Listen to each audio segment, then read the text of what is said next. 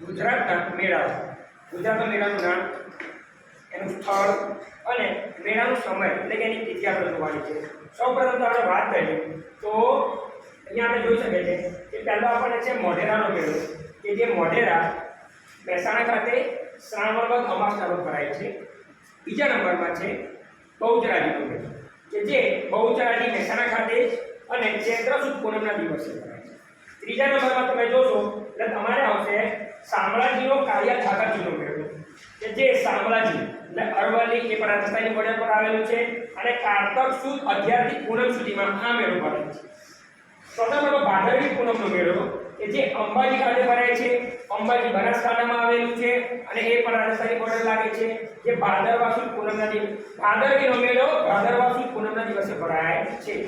પાંચમા નંબરનો ભવનાથનો મેળો, કે જે ગિરનાર જૂનાગઢમાં ભરાય છે અને આ મેળો મહાવદ 9 થી 12 ની વચ્ચે ભરાય છે.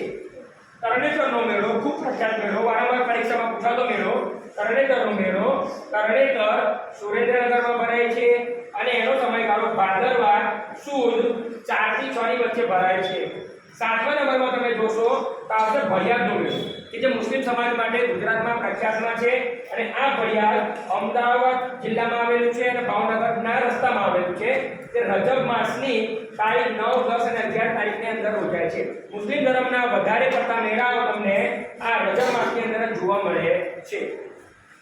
નકળંગનો મેળો, કે જે કોળિયાર એટલે કે ભાવનગરમાં થાય છે અને આ પણ ભાદરવા વદ અમાસના રોજ આ મેળો ભરાય છે. માધવપુરનો મેળો આ પણ પરીક્ષામાં વારંવાર પૂછાય છે, કે જે માધવપુર પોરબંદરમાં ભરાય છે અને આ મેળાનો સમયગાળો છે ચૈત્ર સુદ 9 થી 13 ની વચ્ચે.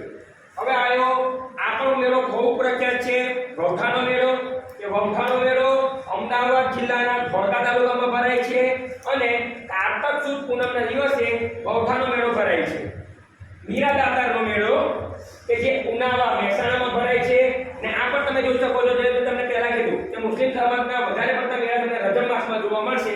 આ મેળો તમને રજબ માસની તારીખ 16 થી 22 ની વચ્ચે જોવા મળે છે. આ મીરા દાતારના મેળા ઉનાવામાં અને ગુજરાતમાં મોટામાં મોટી જે દરગાહ ગણવામાં આવે છે એમાંની એક દરગાહ છે મીરા દાતારની, કે જે મહેસાણામાં આવેલી છે. 12મા નંબરમાં ડાંગ દરબારનો મેળો, આદિવાસીઓનો ડાંગ દરબારનો મેળો, કે જે આહવા ડાંગમાં યોજાય છે અને ફાગણ સુદ પૂનમના દિવસે યોજાય છે. આદિવાસીઓનો મોટામાં મોટો મેળો કરવામાં આવે છે ડાંગ દરબારનો મેળો. પછી આવે છે 13મા નંબરમાં ગોળ ગધેડાનો મેળો, કે જે ગરબડા દાહોદમાં ભરાય છે. આ મેળો પણ વારંવાર પરીક્ષામાં પૂછાય છે અને આ મેળો હોળી પછીના 5મા કે 7મા દિવસે ભરાય છે. પછી આવે છે કાર્તિકી પૂર્ણિમાનો મેળો, કે જે સોમનાથ એટલે કે ગીરમાં ભરાય છે અને આનો સમયગાળો કાર્તિક સુદ પૂનમ, યાદ રાખજો કાર્તિકીનો મેળો કાર્તિક સુદ પૂનમના દિવસે ભરાય છે. અને છેલ્લા નંબરમાં આવે છે 15મા નંબરમાં ભાંગુરિયાનો મેળો, કે જે કૌવાણ એટલે કે છોટા ઉદયપુરમાં ભરાય છે અને હોળીથી રંગ પાંચમ સુધીમાં આ મેળો ભરાય છે.